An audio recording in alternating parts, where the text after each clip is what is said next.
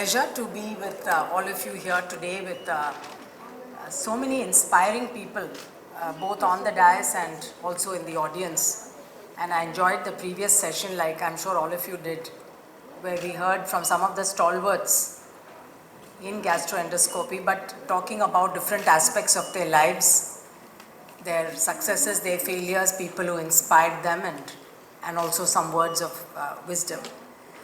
So I'm not going to talk about endoscopy because I'm sure everyone in this room knows more about it than I do.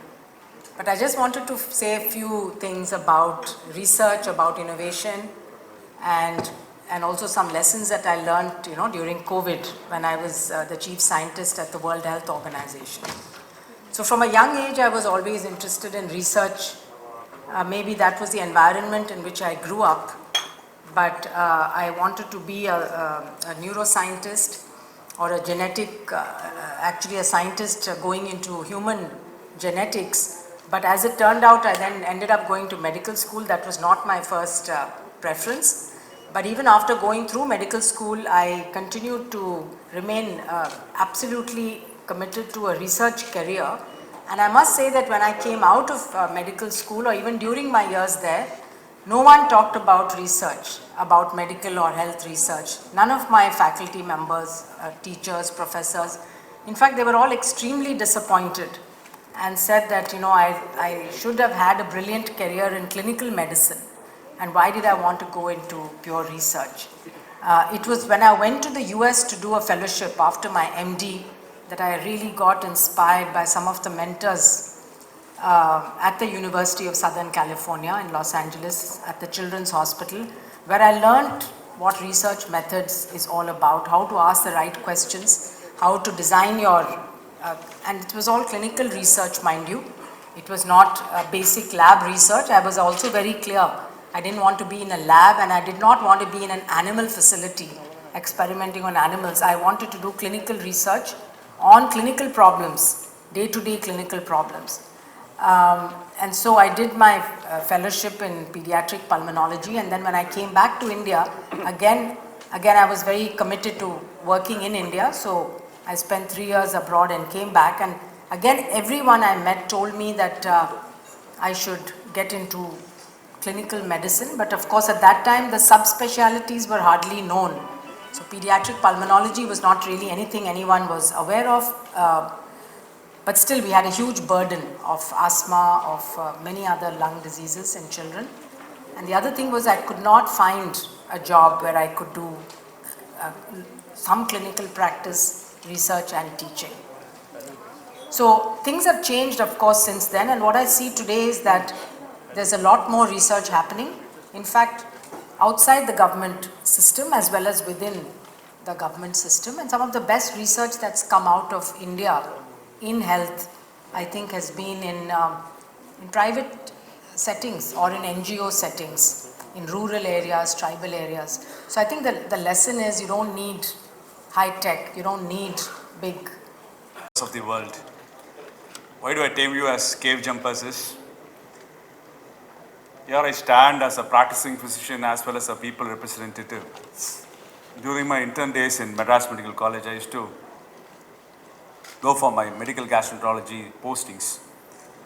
One thing used to really provoke my curiosity is how an endoscopist or a medical gastroenterologist maneuvers inside the cave of the alimentary canal. The great adventurist, the various adventures you undertake for every journey you take for each and every patient is surmountable. Sometimes the cave is bloody, the cave is aggressive, catching a feeding artery, identifying the culprit lesion, taking a tissue biopsy. Thanks, my friends. You've been really good help for our practicing physicians to make a diagnosis. Welcome to Chennai, to the external world delegates. You're in the right place because Chennai is the cusp area of both East and West practices, or the best medical practices of the entire world summating at one point. I congratulate the Society of Gastroenterologists and GEM Hospital to organize such a big conference for summation of various ideas between the East and the West at one point, that too in Chennai. we come from a unique state when compared to the rest of the country because our health system has been the best model to emulate for any developing nations. Many international epidemiological reports or anthropological reports or medical human resources are favored Tamil Nadu model of health delivery system. Here we have a excellent proposition given to the world, especially in developing nations, where generations of education has been limited to only to elites. So Tamil Nadu is a foremost state who broke the elitism in medical fraternity. And I stand here as a proud person belonging to this health system, where we reached a concept of reaching healthcare to the commoner.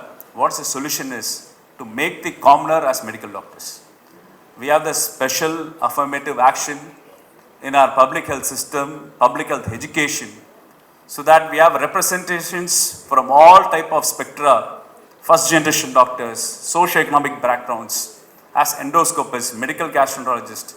Attending an international conference of this kind is a unique proposition when compared to the rest of the country.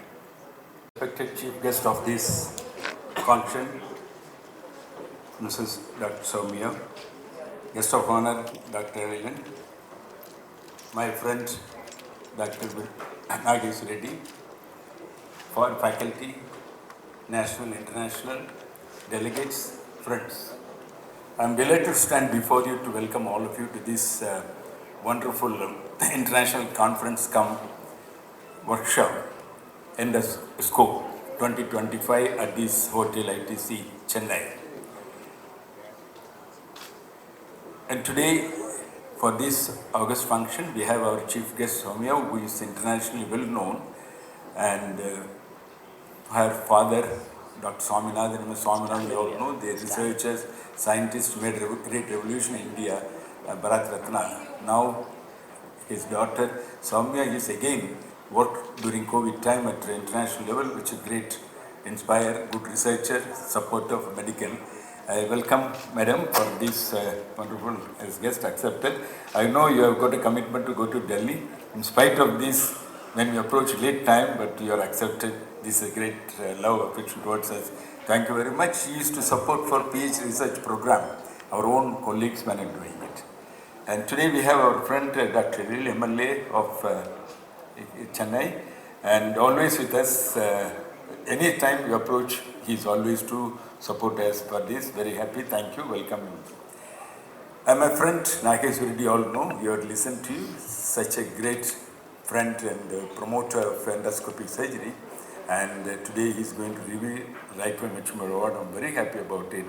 And today I'm very proud to say he is the, to my knowledge, only one to receive.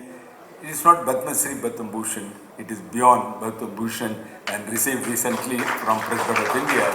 Congratulations and well wishes. You are always motivated for all your sanctions. And the question was asked to, are you jealous? Anybody is there? Probably I may be jealous of you, the way you admire this. I am very welcome, accepted to be here. And our international faculty are here, every one of them. You see last 2 days, doing life surgery at Gem Hospital and also deliberation giving a talk, such a wonderful talks, really admiration. All young people, delegates.